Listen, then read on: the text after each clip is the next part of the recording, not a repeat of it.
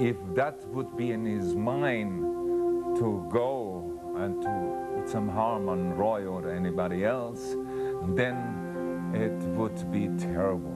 Siegfried Fischbacher defends the tiger that injured his best friend in his first local television interview. He also talks about Roy Horn's road to recovery. Every day, of course, it's slow for us. Doctor, they think it's a miracle. This is News 3 Nightside with Jim Snyder and Nina Radetich. Thanks for joining us. I'm Kim Capozzo in for Nina tonight.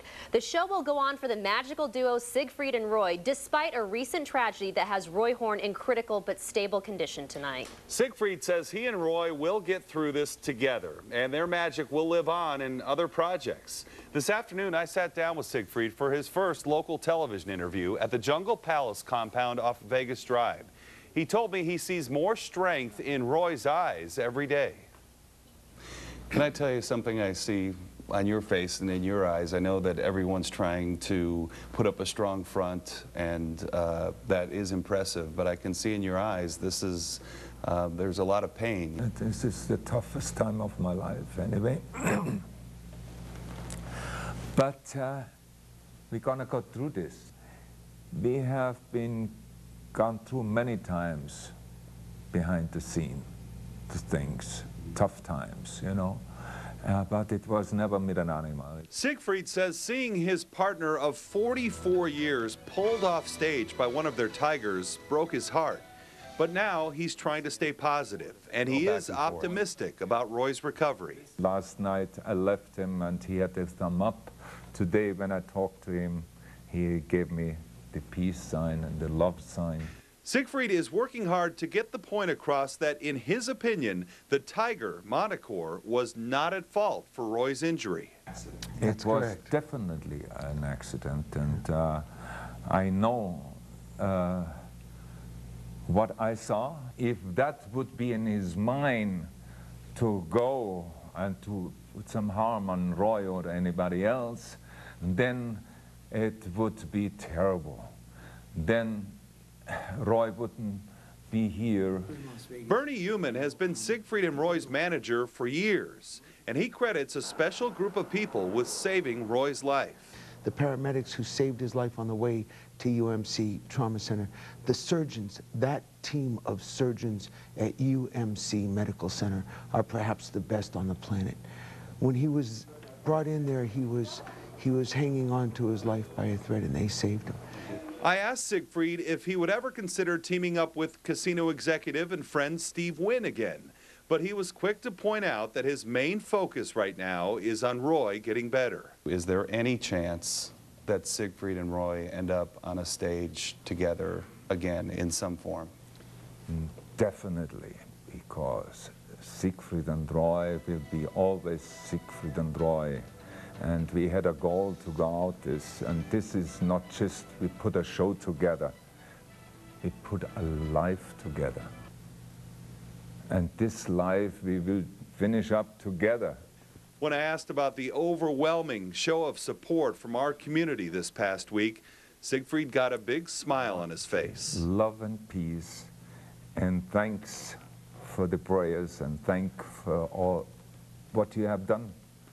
Because what you saw on stage, I'm grateful to you. And Roy was always grateful to you. Because without you, we never would made it. I want to thank Siegfried for taking the time to talk to us today with everything else going on right now. He says he never realized how much people around the world cared for them until he saw the show of support pouring in this past week. Now, even though Roy has been doing most of his communicating through hand signals, he did try to talk at least once to ask about his dog, a French bull terrier named Piaf. As for the duo's future, they are working on a cartoon with DreamWorks that continues about the life with their tigers called Father of the Pride. The series is scheduled to air next fall right here on NBC. Not everyone agrees with Siegfried's explanation of what happened on stage. Some animal experts say the bite to Roy's neck was not an act of protection, but an intentional effort to harm or kill. News 3's Steve Crupi is live at UMC tonight. And Steve, both Siegfried and Roy have told people not to blame the tiger. They sure have, Kim. Just moments after the attack, Roy was able to actually speak a few words before he was taken to the hospital, and he told people around him not to harm Montecore. But now there's some real disagreement among animal experts as to exactly what the tiger was trying to do. Over the past 24 hours, Siegfried has appeared on all the major news networks telling the world the tiger was protecting Roy, not attacking him. But others aren't so sure, like Jonathan Kraft, who takes care of big cats at the Keepers of the Wild Animal Sanctuary in Arizona. I have never, ever seen an animal bite an individual or another animal, for that matter, out of trying to protect them. And I've taken a few bites myself. Kraft says if stagehands had not intervened last Friday night, Roy would be dead. The tiger would have probably drug him to a secluded area and finished the job. That's what tigers do. I think it might have got mad and just kind of wanted to be left alone, but I don't think it was going to fully attack him. It could be the way they say, you know, he's trying to protect him, but didn't know the tiger don't know his own strength, grabbing his body like that, which supposedly what they're saying was pulling him to safety. I don't think so. I mean, I think it's just a wild instinct. I think that was the bottom line. I'm sure the tigers were comfortable with him, but maybe they were agitated for some reason. In the show, not feeling well, you know, something going on maybe behind the set, who knows. Right. But I don't think it had anything to do with him trying to save him. Regardless of what the tiger intended, officials at the Mirage say Roy's wishes will be followed. The cat will not be harmed in any way. And there has been no official update on Roy's medical condition here today at the hospital. He remains listed in critical but stable condition. Reporting live, I'm Steve Crupi. Kim, back to you. Steve, I have a feeling that debate's going to rage for a while. Thank you for your report. Many of the big cats that would normally be performing at the Mirage remain on public display at the hotel's Secret Garden attraction. Plans for a new casino in Summerlin have hit a snag. Some neighbors say the project will spoil the beauty of Red Rock Canyon. Station Casinos execs want to build Red Rock Station on the corner of Charleston and 215 on 67 acres of land there. They have plans for 90,000 square feet of casino space and 400 hotel rooms. But News 3's Dana Wagner has more now on why some people want to block the project. Red Rock Canyon is really the crown jewel, isn't it, of Las Vegas natural wonders. Once things like this happen, it will be destroyed and we won't be able to get it back. Chuck Claber is a member of the Friends of Red Rock Canyon. He says development popping up in this area already impinges on nature. He says a casino will just make matters worse. Already, all this commercial development is bad enough, stretching close to the edge of the National Conservation Area. But two towers here,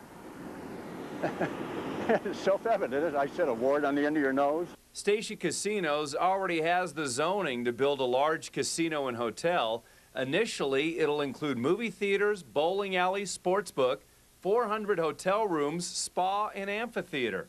They can build a 100-foot tower, but they want permission from county commissioners to build a 300-foot tower initially, with two 15-story towers down the road.